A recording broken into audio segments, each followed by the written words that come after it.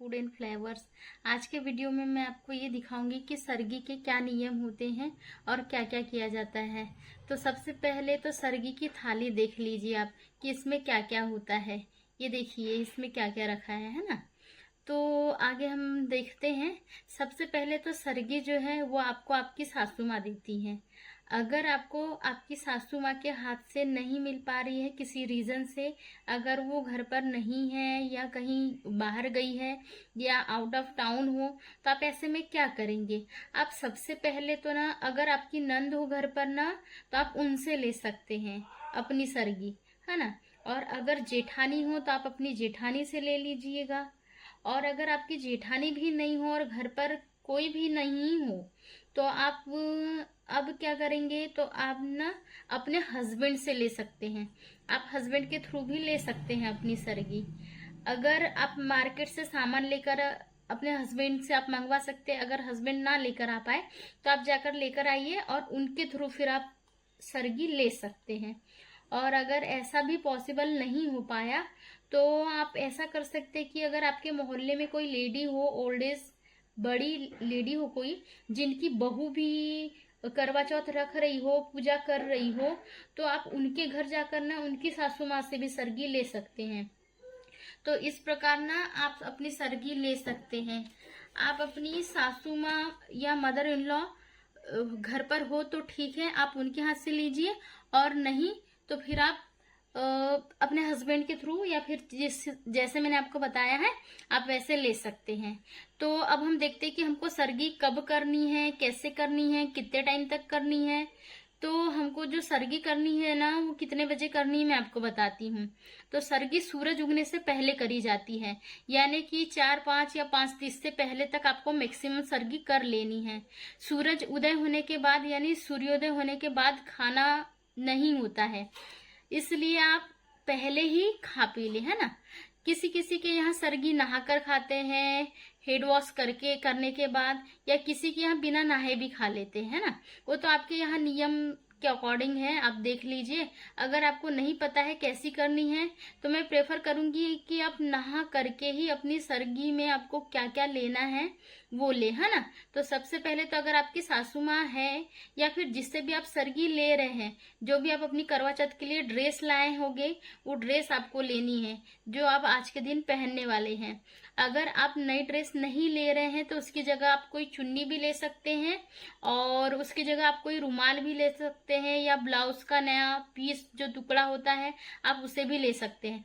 तो इस तरीके से कोई कपड़ा आपको लेना है।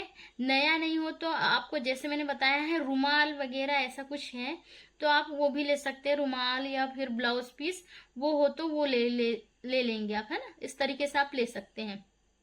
अपनी सासू माँ से पहले कपड़े लेने हैं जो भी आप पहनेंगे करवा चौथ के दिन में, है ना। उसके बाद में आप इसे लेकर रख सकते हैं, ठीक है। उसके बाद आपको इसी के साथ साथ श्रृंगार का सामान भी लेना है। जो सासू माँ होगी वही आपको इसके साथ श्रृंगार का सामान भी देगी। और अगर नहीं है, अगर हस्बैंड दे रहे, तो आप जो भी सामान लेकर आएंगे वो आपको देंगे। जैसे कि आप देख रहे हैं, चूड़ी है, लिपस्टिक, नेल पेंट, मंगलसूत्र जो भी आपने अगर नया बनाया हो, इयर रिंग्स, बिंदी, जो भी मतलब सारा श्रृंगार का सामान वो आप ले सकते हैं ना। तो देखिए कि अब क्या श्रृंगार का सामान हो जाएगा दे करके, तो फिर क्या करना है कि इस तरीके से ना आपकी सासू माँ आपको सारा सामान देगी, जो भी आप यूज करना चाहे वो रख देगी, ठीक है। इसके बाद आपको खाने में क्या लेना होता है, तो खाने में आपको एनर्जी गिविंग फूड ज्यादातर लेने हैं। आपको ऐसा खाना खाना है जिससे आपको दिन भर भूख ना लगे। आप जो है ना फ्रूट्स खा सकते हैं। तो मैंने मेन इम्पोर्टेंट होता है वो होती है फेनी, ठीक है।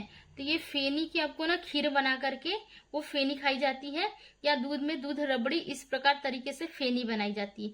तो फेनी के साथ साथ ना आप फ्रूट्स ले सकते हैं। बनाना है, बनाना ले सकते हैं आप, एप्पल्स ले सकते हैं, ड्राई फ्रूट्स ले सकते हैं। तो आपको जो भी खाना हो इसमें आप खा सकते हैं सरगी में। तो इस तरीके से आप ले सकते हैं, है ना। फिर क्या है कि आप बनाना शेक भी, अगर कोई डिफरेंट टाइप का शेक भी आप पीना चाहे तो आप पी सकते हैं, या बनाना शेक भी पी सकते हैं। तो बनाना शेक में आप खजूर भी मिला सकते हैं, वो भी दिन भर आपको बहुत फीलिंग रहता है, बहुत एनर्जी रहती है, आपको बिल्कुल कुछ भी कोई दिक्कत नहीं होगी, आपको अच्छी एनर्जी मिलेगी उससे, है ना। इसके बाद क्या है कि ये जो पानी की रिक्वायरमेंट है ना, तो आप जो सेक लेंगे तो वो भी पूरी हो जाएगी। उसके बाद आप ड्राई फ्रूट्स ले, फ्रूट्स में भी बहुत सारे ड्राई फ्रूट्स जो है वो आप ले सकते हैं, काजू, बादाम, किशमिश, मखाना, है ना। मन हो तो इनको आप भिगा कर भी रख सकते हैं और फिर आप ले सकते हैं। और ड्राई फ्रूट ना थोड़ी थोड़ी क्वांटिटी में ही खाएं, क्योंकि ड्राई फ्रूट्स ना बहुत ज्यादा गर्म होते हैं ना। तो आप मैक्सिमम कम से कम 8 से 10 बादाम ही ले, ये जो बादाम है ये ज्यादा ना ले, 8 से 10 ही ले, है ना। और साथ में आपको कुछ मीठा भी लेना है तो ये कुछ मीठा ले सकते हैं आप इस टाइप का, या कोई मिठाई जो भी आपको पसंद हो, या लड्डू, या आप फेनी की मीठी खीर बनाएंगे तो वो आप ले सकते हैं, है ना। ये सब वैकल्पिक है, ऑब्जेक्टिव है, जो भी आप लेना चाहे वो ले सकते हैं, ठीक है। और जो फ्रूट्स है ना, ये एप्पल तो जरूर ले। क्या है कि एप्पल खाने से ना पूरे दिन आपको एनर्जी बनी रहेगी, ठीक है। और यहाँ पे आप ना सूखा नारियल भी ले सकते हैं, या वो पानी वाला नारियल है ना वो भी खा सकते हैं, नारियल का टुकड़ा भी ले सकते हैं। अपने साथ काफी फलों घरों में जो होते हैं ना, कंपलसरी रूप से लिया जाता है, वो आप ले सकते हैं। आपके यहाँ अनार लेने का नियम हो तो आप वो ले लीजिए। उसी के साथ काफी घरों में जो नमकीन का खाना खाते हैं ना, तो सर्दी में काफी घरों में वो भी लेते हैं। तो सिर्फ मीठा खाना खाते हैं तो आप सिर्फ ये सब खा सकते हैं, मिल्क शेक, चाय, दूध, जूस, ओट्स, ये सब ले सकते हैं। आपके यहाँ जो भी नमकीन लेते होंगे तो आप नमकीन भी ले सकते हैं, है ना। तो आप गोभी का, अगर वो नमकीन में गोभी का पराठा, नॉर्मल नमक वाला, अजवाइन वाला पराठा, वो भी आप ले सकते हैं। पनीर पराठा, प्याज का पराठा, ये भी सब आप ले सकते हैं। बगैर प्याज लहसुन वाली ऐसी चीजें सर्गी में नहीं रखनी होती हैं, क्योंकि व्रत वाला दिन होता है ना, इसलिए आपको प्याज लहसुन नहीं खाना चाहिए। तो इस तरीके से आपको ना अपनी सर्गी की थाली ना रेडी करनी है, ठीक है। इसलिए सारा सामान उसमें होता है। खाने के अलावा इसमें आप जो प्रेफर